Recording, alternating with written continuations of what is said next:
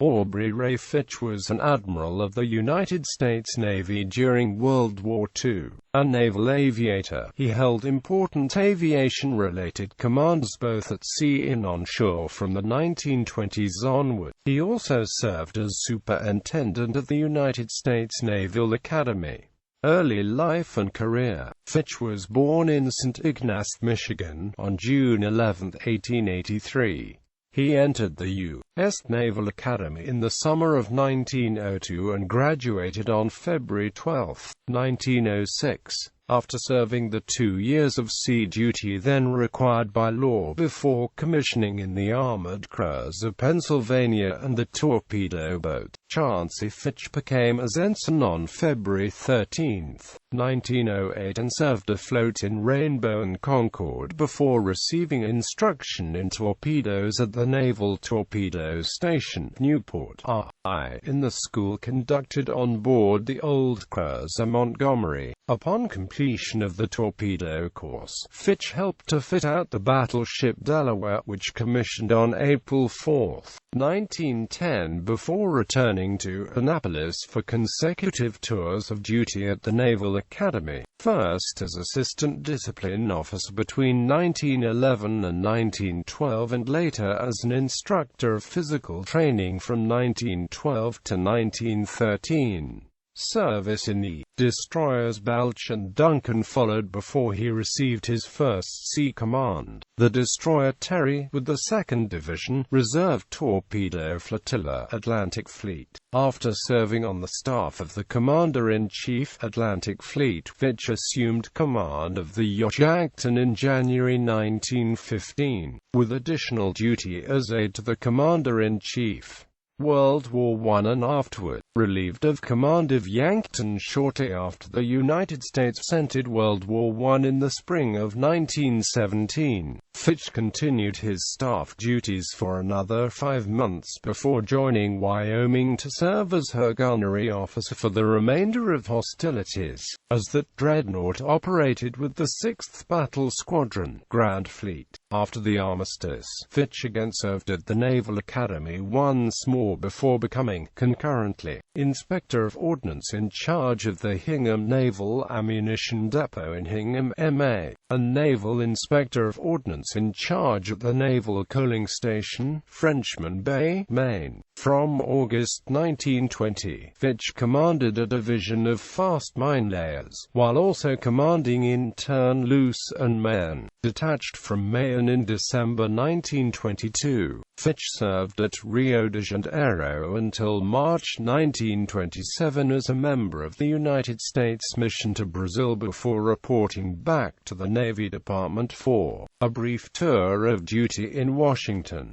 D.C. going to sea as Executive Officer of Nevada in May 1927. Fitch assumed command of Arctic in November of that year. Aviation. He reported for aviation instruction at the Naval Air Station Pensacola, Florida, in June 1929 and won his wings as a naval aviator on February 4, 1930. Following brief duty at NAS San Diego, California, Fitch assumed command of Wright in the spring of 1930.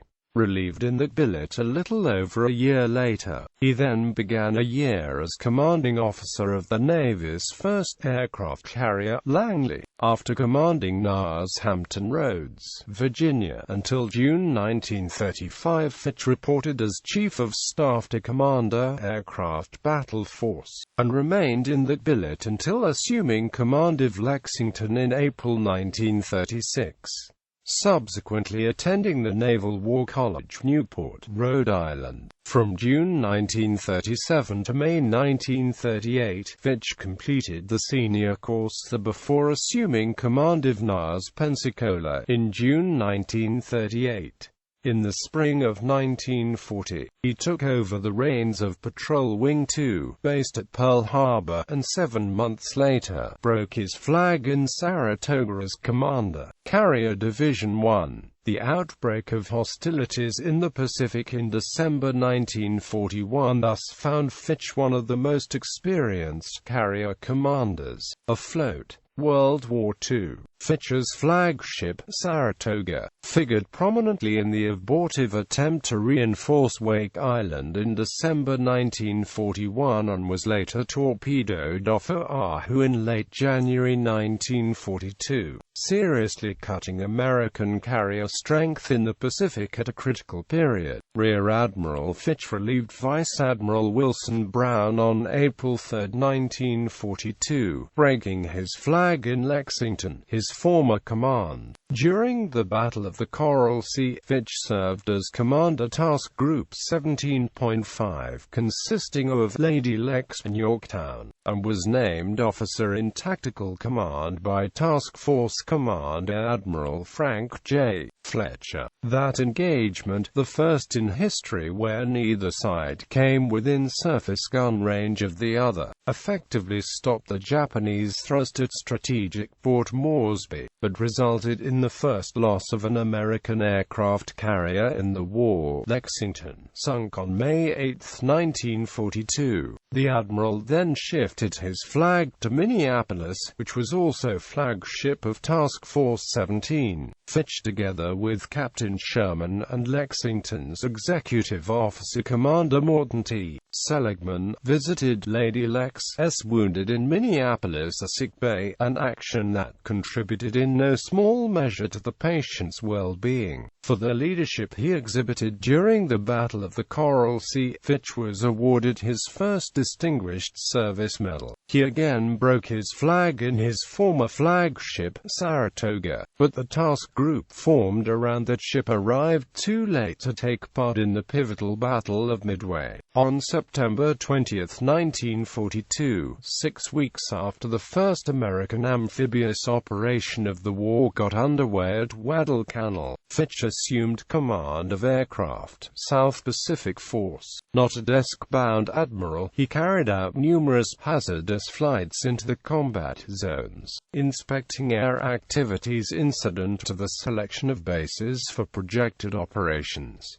For these, he received a Distinguished Flying Cross. Under Fitch's command, Air Support, ultimately encompassing not only Navy but Army, Marine Corps, and Royal New Zealand Air Units, achieved great success in aiding the Allied campaign in the South Pacific. Fitch's planes protected Allied shipping, providing vital air cover that strongly assisted the Allies in challenging, and ultimately defeating, the Japanese in the Solomons. In addition, his aircraft performed essential reconnaissance missions, spotting enemy warships prior to the Battle of Santa Cruz Islands in October 1942 and during the naval Battle of Guadalcanal in November 1942. Later, Fitch oversaw the early experiments in conducting night bombing utilizing radar and encouraged the use of specially modified aircraft to obtain photographic intelligence. In addition to his skillful coordination of the Allied air effort in that area of the world, Fitch received a Gold Star in lieu of a second Distinguished Service Medal. Fitch returned to Washington in the summer of 1944 and became Deputy Chief of Naval Operations.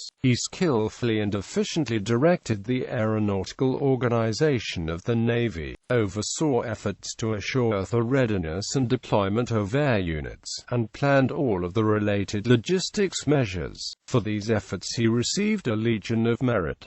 Post-war service. After VJ Day, Vice Admiral Fitch assumed duty as the Superintendent at the Naval Academy on August 16, 1945 and held that post until January 15, 1947, with collateral duty as Commandant, Severn River Command. The first airman to head the Naval Academy, Fitch was instrumental in establishing the Department of Aeronautics, authorized by the Navy on November 28, 1945. Subsequent to heading the Academy, Fitch served briefly in the office of the Undersecretary of the Navy before becoming the senior member of the Naval Clemency and Prison Inspection Board in March 1947. He was serving when he retired from the Navy and was relieved of all active duty on July 1, 1947. Admiral Fitch died due to a heart ailment combined with a bout with pneumonia in Newcastle, Maine, his adopted state, on May 22,